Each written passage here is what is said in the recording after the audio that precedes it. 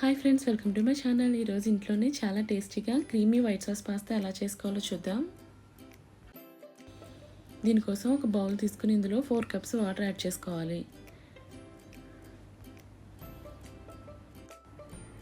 ఇందులో 1 table spoon oil, అలాగే 1/2 table spoon salt add చేసుకోవాలి. ఇలా వాటర్ బాయిల్ అవ్వడం స్టార్ట్ అయినప్పుడు ఇందులో 2 కప్ పాస్తా యాడ్ చేసుకోవాలి.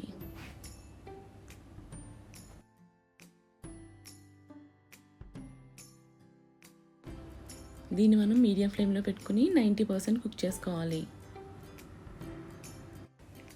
ఇలా పాస్తా కుక్ అయిన తర్వాత వేరే స్ట్రైనర్లోకి తీసుకుని ఇది కోల్డ్ వాటర్తో ఒకసారి వాష్ చేసుకుని పక్కన పెట్టుకోవాలి. ఇప్పుడు ప్యాన్ తీసుకుని ప్యాన్ హీట్ అయిన తర్వాత ఇందులో 2 table spoons oil are butter ఏదైనా వాడచ్చు. ఇది హీట్ అయిన తర్వాత ఇందులో 1 టేబుల్ స్పూన్ వెల్లుల్లి, అలాగే కట్ చేసి పెట్టుకున్న 2 table spoons carrot, 2 table spoons beans, అలాగే కుక్ చేసుకున్న 2 టేబుల్ స్పూన్స్ కార్న్, ఇవన్నీ వేసుకుని కొంచెం ఫ్రై చేసుకోవాలి. ఈ ప్లేస్లో మీకు ఇష్టమైన వెజిటేబుల్స్ ఏదైనా యాడ్ చేసుకోవచ్చు. ఈ వెజిటేబుల్స్కి సరిపడేలా 1/2 టేబుల్ స్పూన్ సాల్ట్, అలాగే 1/2 టేబుల్ స్పూన్ పెప్పర్ యాడ్ చేసుకుని మిక్స్ చేసుకుని వేరే బౌల్లోకి తీసుకుని పక్కన పెట్టుకోవాలి. ఇప్పుడు వైట్ సాస్ చేసుకోవడానికి వేరే ప్యాన్ తీసుకుని ఇందులో 4 టేబుల్ స్పూన్స్ బటర్ యాడ్ చేసుకోవాలి.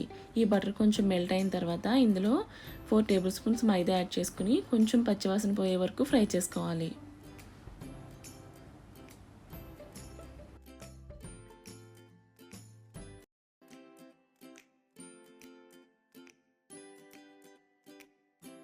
మనకి ఇలా బాగా ఫ్రై అయ్యి మంచి స్మెల్ వస్తున్నప్పుడు ఇందులో 2 కప్స్ మిల్క్ యాడ్ చేసుకోవాలి.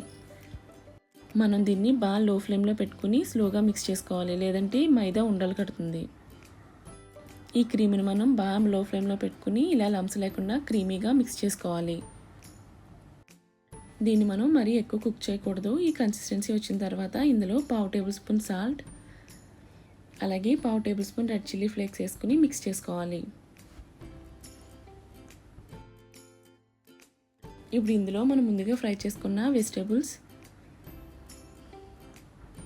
అలాగే కుక్ చేసుకున్న పాస్తా వేసుకుని బాగా మిక్స్ చేసుకోవాలి. ఇక్కడ మీరు అవసరం అనుకుంటే 2 టేబుల్ స్పూన్స్ వాటర్ కానీ లేదంటే మిల్క్ కానీ యాడ్ చేసుకుని 2 మినిట్స్ పాటు ఈ ఫ్లేవర్స్ అన్నీ పాస్తాకు పట్టేలా కుక్ చేసుకోవాలి. మనకి ఇలా క్రీమ్ అంతా దగ్గర పడిపోయిన తర్వాత గ్యాస్ ఆఫ్ చేసేయచ్చు. ఇప్పుడు మనం ఇలా రెడీ అయిన క్రీమీ పాస్తాని వేరే ప్లేట్లోకి తీసుకోవాలి. దీనిపై మీ టేస్ట్కి సరిపడేలా chilli flakes and cheese spread చేసుకుని సర్వ్ చేసేయచ్చు. చాలా ఈజీగా ఇంట్లోనే క్రీమీ పాస్తా ప్రిపేర్ చేసేయచ్చు. Thanks for watching.